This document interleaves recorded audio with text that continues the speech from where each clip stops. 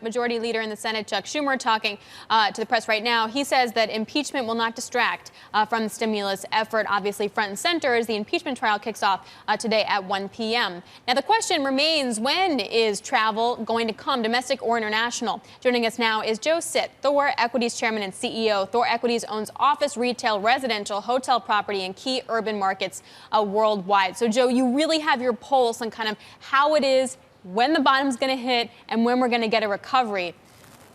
When is it? Well, I think that you go through moments in time, as I said, going back to March and April consistently. I thought that we felt a great deal of a bottom, but a bottom in a new economy that would be accelerated, namely e-commerce, biotechnology industries that were non-communal. And when you guys had put me, I think it was you guys face to face with comments from Bill Gates, Buffett, and Zell saying the world was coming to an end, I said that they had a biased view because they were older folks, so they were more affected by the marketplace. And my view was still remembering Warren Buffett's comment, "Buy America," in October of 2008, which said that when the world looks like it's falling apart, remember, it always comes back, and you just need to understand where those opportunities are. And I really feel like that over the last month or two, we've seen another March low. What do I mean by that? Often in the business world, cards get redealt, different sets of rules. And a lot of those rules are really set by government. You just said it now about 1 minute ago about what I call President Schumer. You've now got President Schumer, President Pelosi, and President Biden, effectively, each one in control of the new deck of cards being given out. With that, they're putting out 1.9 trillion in stimulus on the back of 900 billion that we just got. You multiply that with the reopening pent-up demand that we all have, and then combine that with financial greed, and you have this explosive formula to really be able to now drive a new deck of cards. And if you call the year 2020 the year of biotechnology and call it e-commerce, I would call 2020 the year of the reopeners. And so as examples, and again, we're in the real estate side and we're in the investment side as well, we're seeing explosive increases in comp store sales from the tenants we're talking to, retail tenants, which should bode well for Walmart and specialty tenants. Our car company tenants also, so much excitement out there. You have a company like, let's say, Aston Martin, which we're also, most of these things, investors in the equities as well. They almost look like they were dead 8 months ago, going to go bankrupt. And now you've got Lawrence Stroll, who created Michael Kors, and Tommy picked them up. You've got the resorts and the hotels in Mexico that look like. Go ahead. Joe, I'm just trying to get a sense of, there is definitely money to be made out of this, and some of the things you've just been listing may or may not be good investments. But I just want to take you back about a sort of minute or so ago. You talked about this huge, explosive amount of government spending and monetary policy that's coming through. Do you think it's too much? Can the economy handle it? So far, it's a wonderful question and something that I think that we'll be dealing with in the years to come. But for right now, it's really helping businesses that are on life support. You look at so many of these industries, you thought they were going out of business if not for that stimulus. Businesses in the restaurant industry, so many of the businesses in the service industry, and even a curveball for you, the cannabis industry that looked like it was on life support and now showing the explosive growth. So I would say for the short term, there's going to be good and bad. What I mean by that is stimulus is like water coming down a mountain. You can't decide where you want that water to go. It's going to go where it's wanted. And so to some degree, it will be the industries that need it. Like I gave you the example of service industries, be it retail, cars, gyms, et cetera, or oil or other things as a result. And it'll also be industries that probably don't need it. And to answer your question further, I think that's why you're seeing the magnitude playing out in commodities and big Bitcoin, people looking to hedge their bets. So my answer is both. I think that for right now, the plan is good. I think what their intentions are good. I think that some of the spending that they're hoping to do at the next level, perhaps in the green world or the infrastructure world, might be tapered down as a result of this. Although the green world as well is super exciting. So how are you playing all that? Like, what are you not touching with a 10-foot pole? What's interesting and cheap? And you mentioned green, and that's on everyone's radar. Warehousing, now the super hot trade. Healthcare services, also the hot trade. Like, where is there still value that's not too distressed? Okay, excellent question. First of all, I don't think the green trade is anywhere near played out.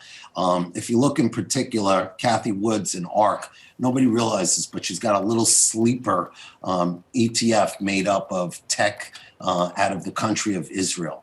The green technology that's coming out of there is explosive. As an example, two investments where we're involved with. One is a company called Electron. They're electrifying the highways underground so that you don't even need to concern yourself with the recharging. They've got experiments going on in the Nordic region, in Germany, and a few others that they're supposedly about to announce.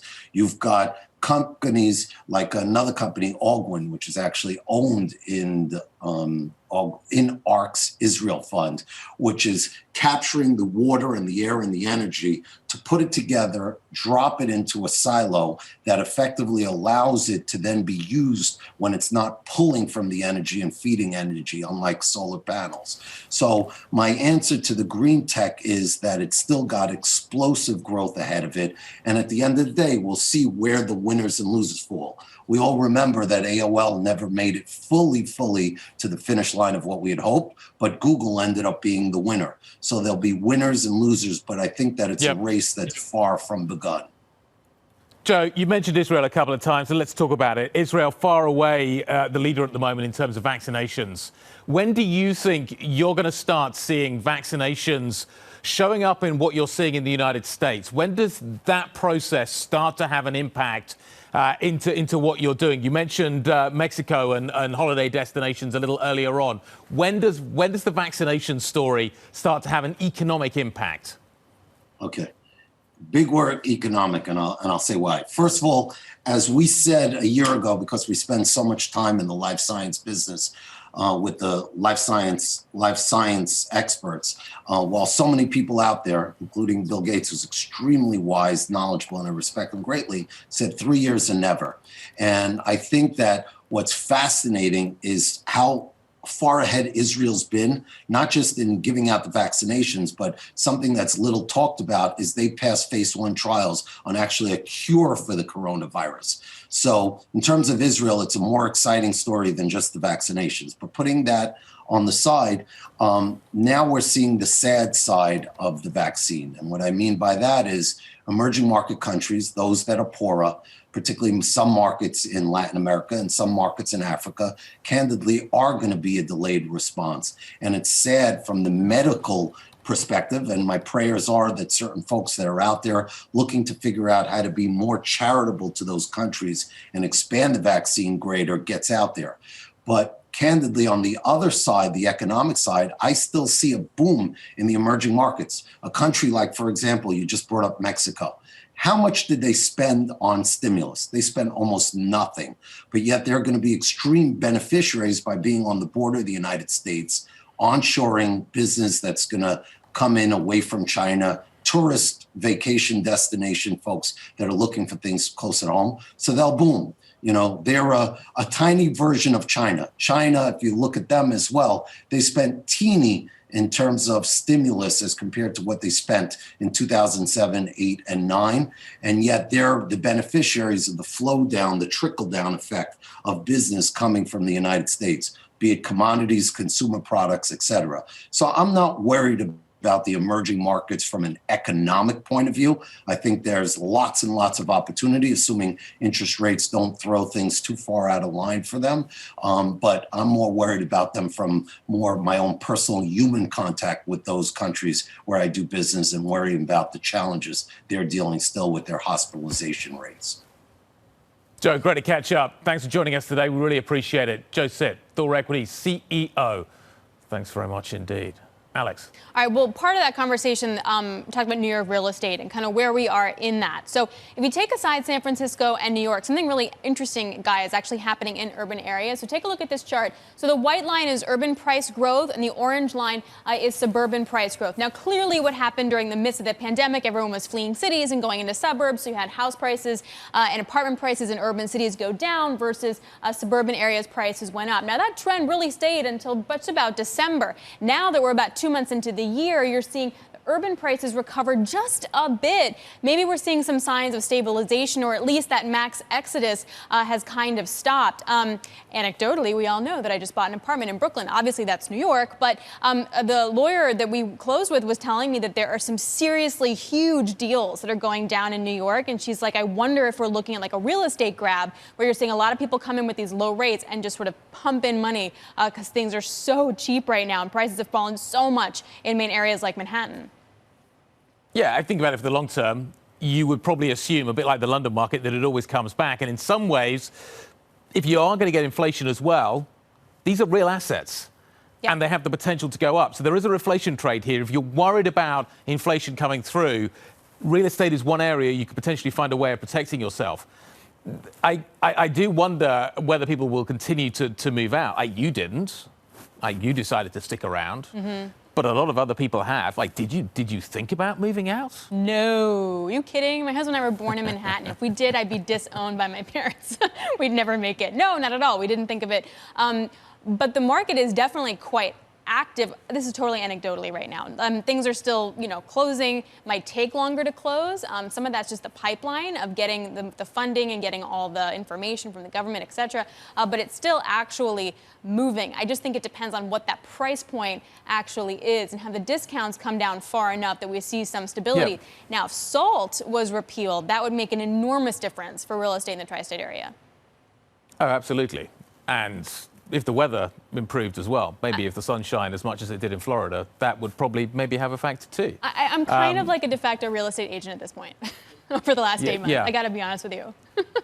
But you do wonder. The reflation trade is going to be interesting, and people are going to be looking for assets that are going to protect them from that. And I think it's going to be a conversation that we're going to be having more and more with our guests. How do you think about your portfolio? How do you think about how to protect it? Are equities the right way to go? Are there other assets that are going to do this better? People are really getting excited now about the commodities story. See what I did there? I linked real estate to commodities. Right. Alex's two favorite subjects right now. Yeah, that's actually, and furniture and rug buying. But to that point, just look at Bitcoin. I mean, that's exactly what we were just talking about earlier. Like you might have the Dogecoin, sure, but I mean, Bitcoin, that's why in part we've seen the rally as well.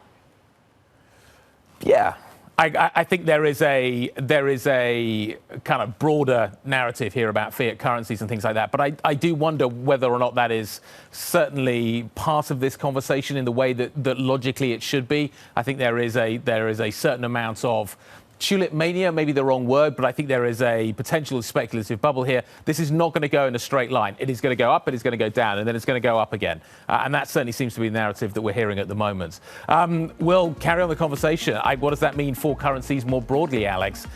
Where do we sit with Bitcoin, Dogecoin, and everything else versus the yen, the dollar, and the pound? We're just excited we can say Derek it now. Halpenny.